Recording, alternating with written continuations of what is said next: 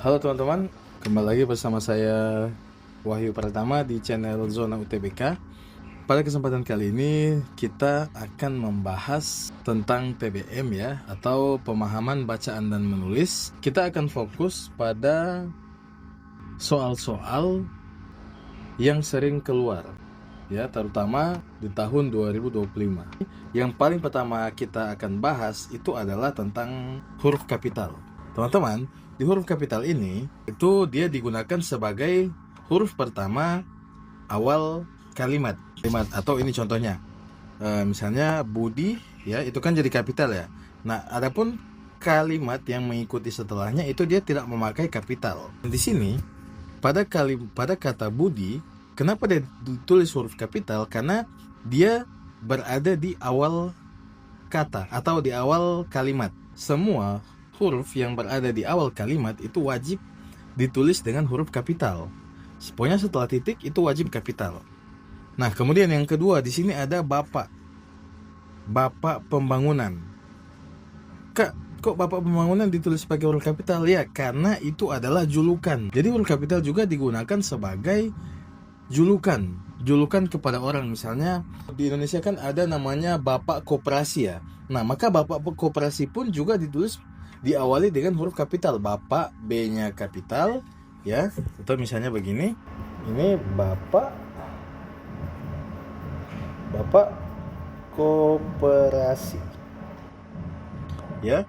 Jadi B-nya ini kapital, K-nya juga wajib kapital karena dia dalam bentuk julukan. Kemudian yang kedua adalah unsur nama orang. Nama orang pun juga wajib diawali dengan kapital. Seperti ini, pada huruf W, misalnya nama saya Wahyu Pratama, jadi di W ini Wahyu itu wajib kapital ya. Dan huruf P, dia wajib kapital, Wahyu Pratama. Atau ini dalam nama presiden kita, Prabowo, huruf P-nya kapital, Subianto-nya S-nya kapital. Kemudian yang ketiga, ini ya, perhatikan ya, huruf kapital tidak digunakan untuk menuliskan kata yang bermakna anak dari. Seperti ini, bin, binti, atau ini boru, dan fan. Ya. Nah, contohnya ini, Wahyu Pratama bin. Jadi binnya tetap huruf kecil atau non kapital ya. Nah, nanti di Mustofanya barulah dia pakai huruf kapital. Nah, kecuali kalau ini ya, kayak ini, Adrian Van Mahmud ya. Ini kan Van-nya huruf kecil ya. Kalau dia berada dalam tengah-tengah kalimat dan dia langsung menuliskan Van kayak ini, misalnya begini, salah satu pencetak gol terbanyak adalah Van Basten, maka Van-nya ini dia wajib pakai kapital karena dia berada dalam tengah-tengah kalimat. Atau dia langsung pakai Van, dia tidak pakai Adrian Van Mahmud ya. Ini kan nama aslinya kan Marco Van Basten kalau nggak salah ya. Oke, mudah-mudahan bisa dipahami ya. Nah, kemudian yang keempat, huruf kapital digunakan pada nama orang seperti pada nama teori, hukum, dan rumus. Misalnya, pada teori Darwin. Kemudian contohnya hukum Archimedes misalnya. Archimedes. Oke, mudah-mudahan bisa dipahami ya. Jadi hukumnya itu dia tetap pakai biasa, tapi nanti masuk di kata yang mengikutinya barulah dia pakai huruf kapital. Oke, jadi kalau nama hukumnya itu nggak perlu, hukumnya nggak perlu, atau teorinya ya dia nggak perlu. Nanti masuk pada teori apa gitu, barulah dia pakai huruf kapital. Atau misalnya pada rumus Pitagoras.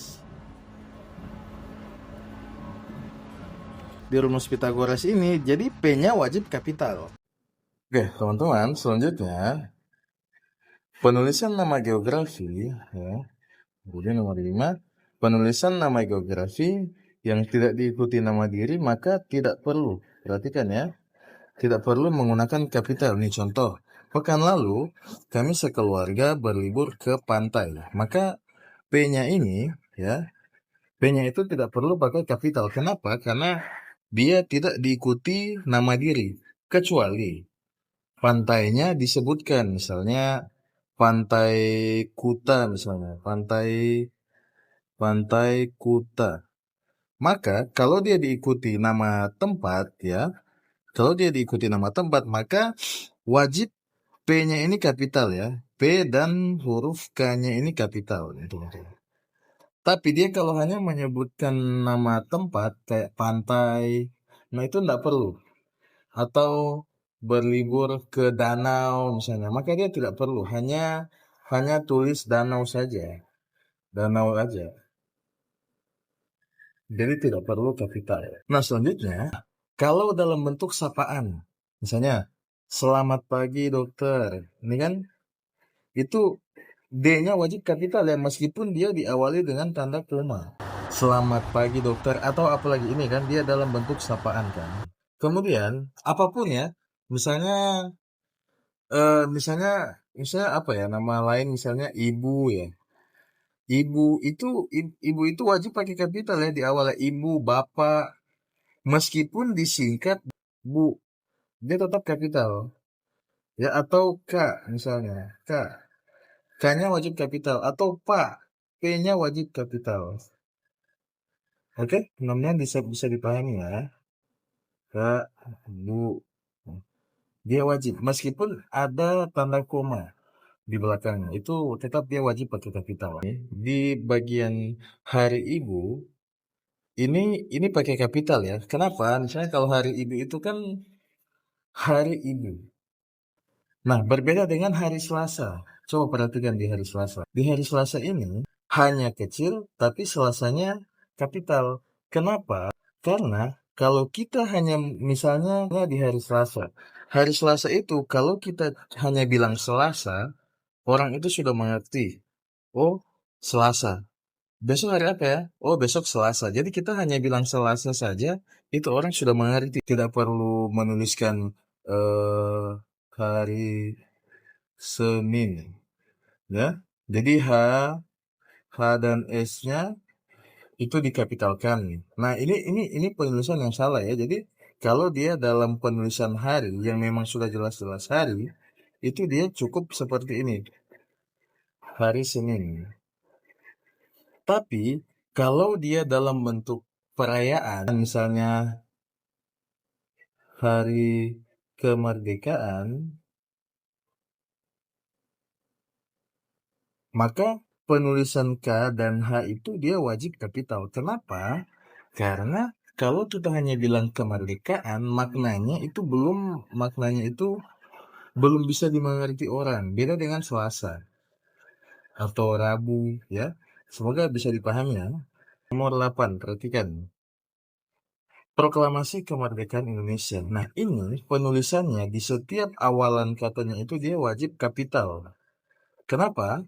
Karena jelas ya, proklamasi kemerdekaan negara mana? Indonesia kan?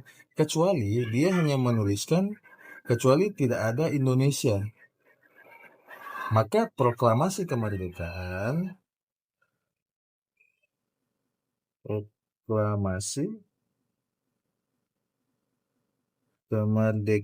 itu dia tidak perlu menggunakan kapital. Intinya begini, kalau dia tidak diikuti nama tempat, maka dia tidak perlu kapital.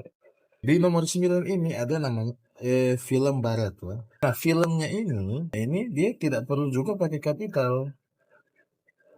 Kayak ini juga contohnya bubur Manado. Itu tidak perlu pakai kapital. Batik Cirebon. Jadi hanya unsur yang mengikutinya saja yang ditulis.